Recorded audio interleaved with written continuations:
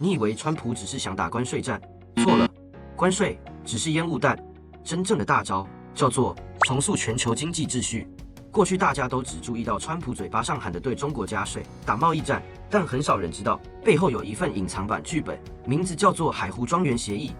这份协议可能让美元地位动摇，让美债变成100年债券，也可能逼得各国重新站队、重新洗牌。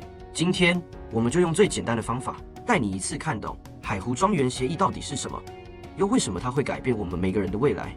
如果你没听过海湖庄园协议，那你一定要把这支影片看完。大家好，我是麦门，这里是分享如何投资全球各大股市，不盯盘、不短冲，只赚大波段的频道。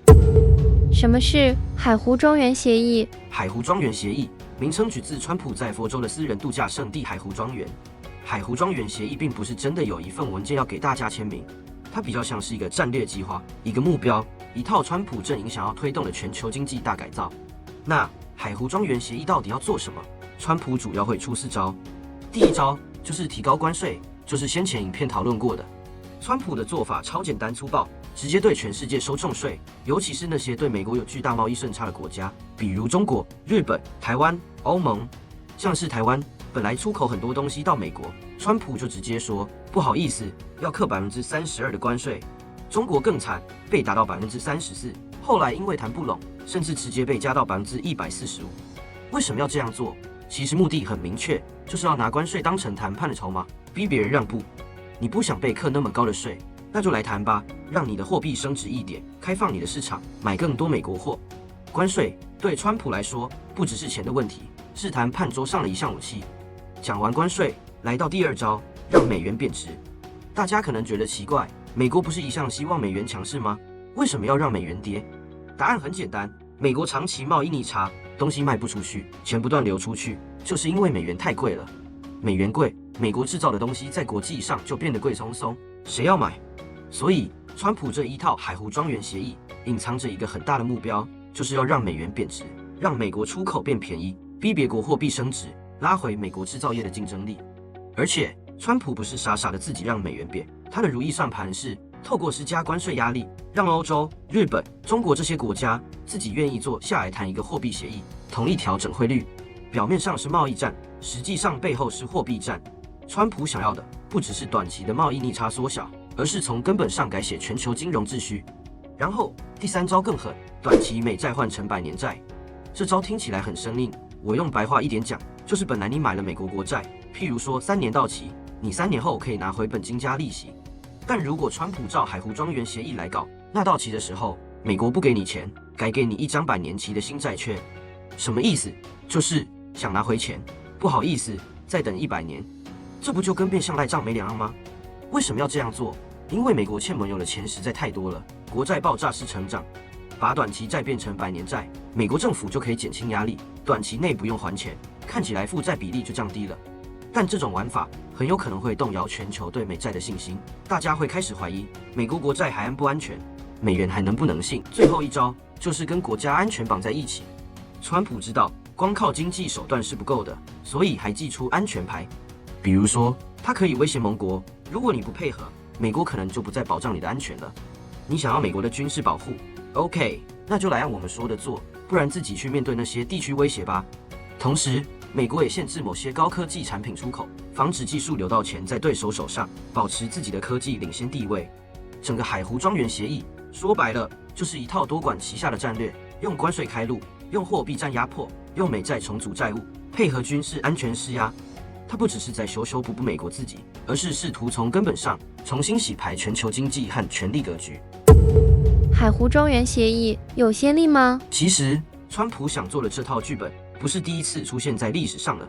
早在1985年，美国就曾经搞过一个类似的大动作，那就是著名的广场协议。那个时候，美国遇到的问题跟现在很像，美元太强，出口卖不出去，贸易逆差年年扩大。于是美国找来几个主要经济体，日本、德国、英国、法国5个国家凑一桌，在纽约广场饭店里谈成了一场改变世界的交易。这场交易的目的很简单，让美元贬值。但怎么贬？总不能美国自己在市场乱砸美元吧？所以大家协议好，要联合干预外汇市场，就是一起出手卖美元，买日元和德国马克，硬生生把美元打下来，救美国的出口产业。结果是什么呢？结果是日本中招了。广场协议后，日元对美元快速升值，本来1美元可以换250日元，结果短短几年内跌到只剩120日元，几乎腰斩。日本企业出口利润大减，整个经济被打得七零八落。政府一看不行，开始放水，就是利率降到超低，钱大量流进房地产、股市，结果引爆了超级大的资产泡沫。那时候的东京房价高到什么程度？有一个夸张的说法，卖掉皇居就可以买下整个加州。但泡沫迟早要破，到了1990年，日本经济大崩溃，房市、股市双双崩盘，从此进入了所谓的失落的30年。这段惨痛的历史对日本人来说是惊人，是心中的痛。而现在，川普的海湖庄园协议其实就是想复制当年广场协议的路径，逼各国让步，逼货币升值，逼美元贬值，从而救回美国的制造业和出口产业。只是这一次不一定还有国家愿意乖乖配合了，毕竟日本已经用血淋淋的经验告诉世界，跟着美国起舞，后果可能会非常惨烈。中国、欧盟甚至日本自己这一次都变得格外小心，格外警觉。川普想要重演广场协议没那么容易了，但无论结果如何，这场重写经济秩序的赌局已经开局。如果你想看到我们更进一步的分析，可以先免费追踪我的分析专栏，连结放在下方资讯栏里。我们6月中有场免费的投资策略讲座，用来破解川普政策说变就变的投资策略，可以大幅降低突发事件导致的严重亏损。只要你是5月的新订阅户，就可以免费报名。分析专栏的订阅连结就在下方资讯栏，有疑问也可以敲小帮手协助。会引爆什么全球连锁反应？海湖庄园协议的4大招：提高关税，让美元贬值，把短期美债换成100年债，再用国家安全来施压。听起来很霸气，对不对？但问题来了，全球经济都是牵一发而动全身。这4招，每一招都像丢进湖里的巨大陨石，会在全球激起什么巨大涟漪？我们来一一看下去。先说提高关税，表面上川普想的是我课你高税，逼你低头，但实际上关税这种东西是双面刃。当美国对中国、对台湾、对欧盟、日本加征高关税的时候，不只是别国的东西变贵，美国自己的消费者、企业也会跟着吃苦头。举个例子，美国要进口台湾的电子产品，结果突然要多付32%的关税，谁买单？当然是美国人自己。消费者付更高的价钱，企业的成本上升，利润下降，而且别的国家也不会傻地被打还不还手。像中国直接回敬美国125%的关税，让美国农产品、汽车、科技产品也很难卖进去。所以一场你来我往的关税战，最终看的不是谁打赢，因为没有人会真的赢，而是大家一起受伤。那美国不怕受伤吗？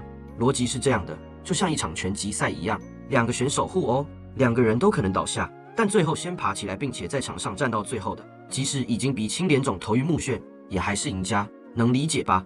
再来，美元贬值会引爆另一场风暴。川普想让美元便宜一点，好让美国制造业有竞争力。但如果美元真的大跌，外国投资人会怎么想？他们会觉得美金越来越不值钱了，那我还干嘛拿美元资产？结果资金大撤退，外资大量卖出美国股票、美国债券，美国金融市场可能直接崩盘。更别说，如果美元下跌过快，还可能引发一波货币战争。其他国家为了保护自己的出口竞争力，也会跟着让自己货币贬值。你贬值，我贬值，大家抢着贬，各国的货币都不值钱的时候，会是什么可怕的景象？结果全球一起打货币贬值大战，物价飞涨，经济失控。接着，短期美债换成100年债，这一招就更惊人了。本来全世界之所以愿意放心投资美国，主要是因为美国国债又安全又有流动性。你今天不想持有，随时可以在市场上卖掉，变现速度快。但如果川普真的把短债换成100年债呢？想象一下，今天你手上拿着一张票，等100年才能兑现，而且还没利息，谁会想要这种鬼东西？这会让什么事情发生？简单讲，全球央行、各国主权基金、保险公司、退休基金可能会开始大量抛售美债。大家不想当冤大头吗？而这种大规模卖压会让美国借钱的成本暴涨，美国政府自己也会陷入更深的财政危机。讲白一点，川普想减轻债务压力，反而有可能引爆一场信心崩盘。最后，国家安全这一招其实会引起更深层的地缘政治对立。川普的盘算是靠军事保护勒索盟友，让别人不得不在经济上配合美国。比如对日本、韩国、北约国家说要美军保护，那拿钱来或者听话。但这种做法短期内也许有效，长期呢，盟友对美国的信任会逐渐瓦解，开始寻求替代方案。像是日本可能就加速军事自主化，欧洲也可能更积极推动自己的防卫联盟，甚至中国、俄罗斯等国也会趁机拉拢其他国家，削弱美国的全球影响力。所以，海湖庄园协议这4招，每一招都带着巨大的风险。就算川普设计了一套很漂亮的剧本，别的国家不一定会配合。毕竟，日本还记得广场协议后自己经济崩溃的惨痛教训，中国和欧盟更不可能坐以待毙，任人宰割。对台湾有什么影响？那对台湾又有什么影响呢？如果海湖庄园协议真的上路了，全球经济高几率是一场大地震，而台湾就是正央附近，跑都跑不掉。为什么这么说？因为台湾的经济结构，出口占了 GDP 大约70%，而且出口对象里，美国又是数1数2的大买家。想象一下，川普一刀砍下来，对台湾加征32%的对等关税，会发生什么事？台湾的电子产品、机械设备、工具机，甚至纺织品进到美国市场，价格瞬间暴涨，竞争力直接重挫。原本可以卖100块美金的笔电，突然变成要卖132块。美国消费者当然觉得贵，转头去买韩国、日本甚至中国品牌的便宜货。这样一来，台湾出口厂商的订单会大幅减少，影响营收，影响投资，影响就业。特别是以出口为主的中小企业，冲击会最直接最痛。而且这还只是第一层打击，第二层是美元贬值的后坐力。刚刚说了，川普想打压美元，让美国产品便宜好卖。问题是美元便宜了，相对之下，新台币会变贵。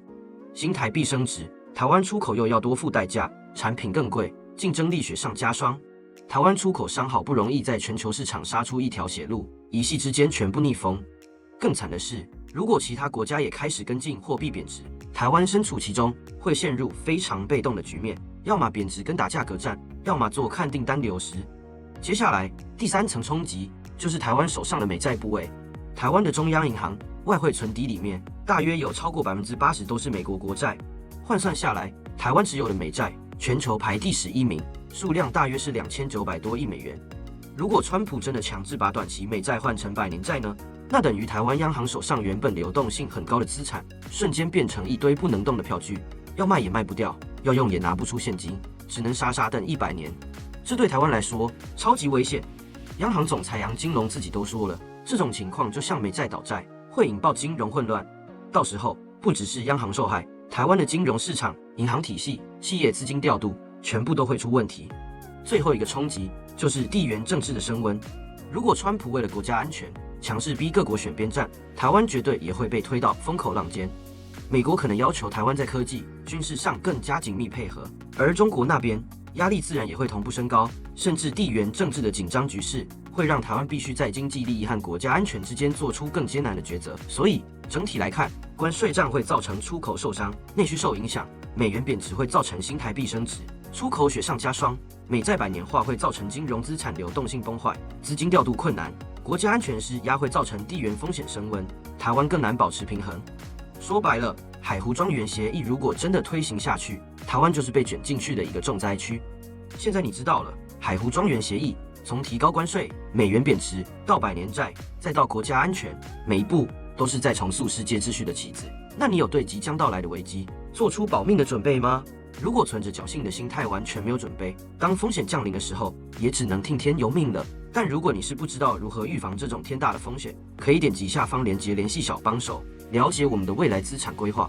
川普不只是在打贸易战，他是在重写规则。这不是别人的故事，这场变局会影响到每个人的荷包、每家企业的生存、每个国家的命运。台湾没有选择站在旁边看，我们只能选择是主动应对，还是被浪潮吞没。真正的大变局可能比你想象的更快到来。留给台湾的时间已经不多了。当你希望在你达到财富自由时，身边能有人和你一起去游山玩水，别忘了把影片分享给他，一起往财富自由迈进。这样你自由且不孤单，辛苦可以一阵子，而不该是一辈子。盯盘不短冲，只做趋势盘，这是我的理念。我是麦门，我们下次见。